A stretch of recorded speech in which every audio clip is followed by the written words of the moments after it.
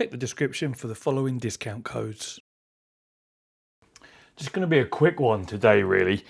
I've been sent this aftermarket power supply or boost kit, as Fanatec call them, for the CSL DD. Now we all know that the proper Fanatec one is actually quite expensive, about 150 quid I think, isn't it? So there was always going to be someone that's going to bring out, you know, an aftermarket option, or not even bring out an aftermarket option, but find an existing power supply that meets the same 24 volt, 7.5 amp requirements that the original one has. And, you know, potentially just swap a connector over to make it work. And that's basically what we've got here. These are £69.99 plus £5 delivery here in the UK. They're on eBay. There'll be a link in the description to them. And I've just been sent this one as a loaner, so I can't sort of pop the feet off, open it up and look inside to sort of see, you know, check the build quality and things like that. But it is rated at least to the same spec as what our original one from Fanatec is. Now what's been done here is the original connector has been chopped off the end, and this is something I don't really like, and it's been, I'm assuming, soldered and then heat shrunk with the correct plug on the end to go into the Fanatec CSL DD. Now I understand the need obviously to swap the end over and perhaps even, you know, to add some length. I'm just going to compare the two lengthwise actually, because I'm just curious as to whether... Okay, so the Fanatec one is still a little bit longer.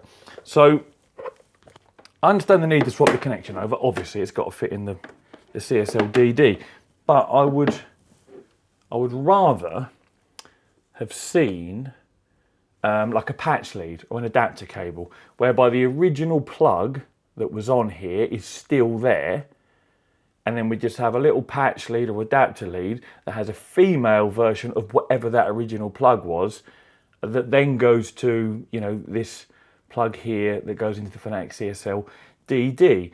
That way we don't have any of this sort of soldering and heat shrinking. It just looks a little bit, you know, well, I say it looks DIY, it is DIY, it's exactly what it is. Now, it works just fine in my testing.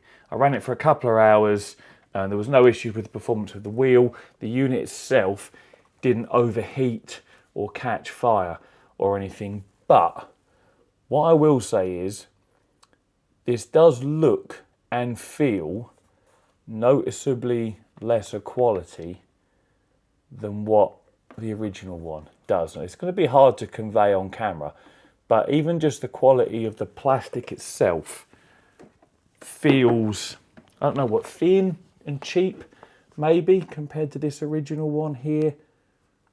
And the biggest issue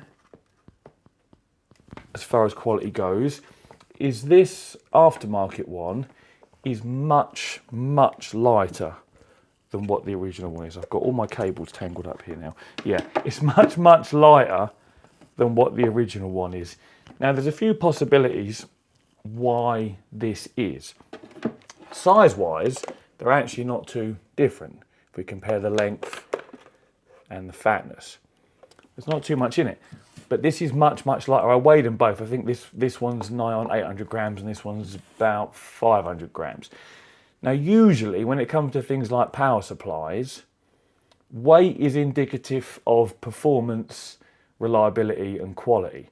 So either this aftermarket one is just way more efficient in the way that it provides its current and its voltage than what the original one is, because it's so much lighter and doesn't produce as much heat, so it doesn't need as big a heat sink, or doesn't need as bigger, you know, windings inside, or whatever it might be. Either it's just a better power supply, which is probably unlikely, or Fanatec massively overspec'd this one, which is perhaps, you know, why it's quite a bit more expensive, and that this could put out a lot more current than the 7.5 amps it's rated to.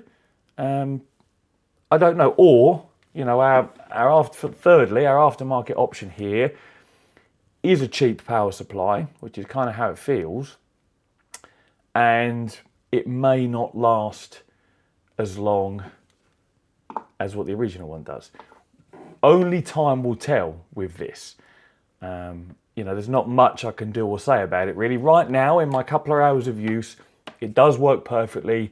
8 Newton meters of torque was there and available and reliable. The wheel didn't have any issues. It didn't drop strength or power or cut in and out or anything like that. And this didn't get hot or overheat, you know, or no obvious problems. So that's really all there is to say. It does work, but the feeling I get is it's a little bit cheap.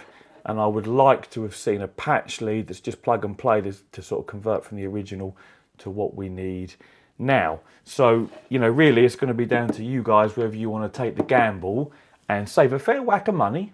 Fair play. It is, you know, a lot cheaper than what this one is.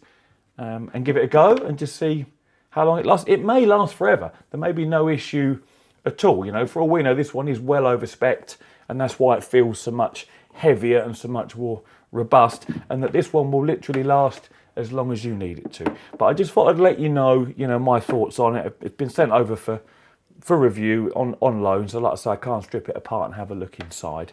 But they're my impressions, and you know, thanks to Tom for sending it over. And I'm not, you know, trying to be too negative about your product. Obviously you're not making them, but you know what I mean, Tom. I've got to be honest with people.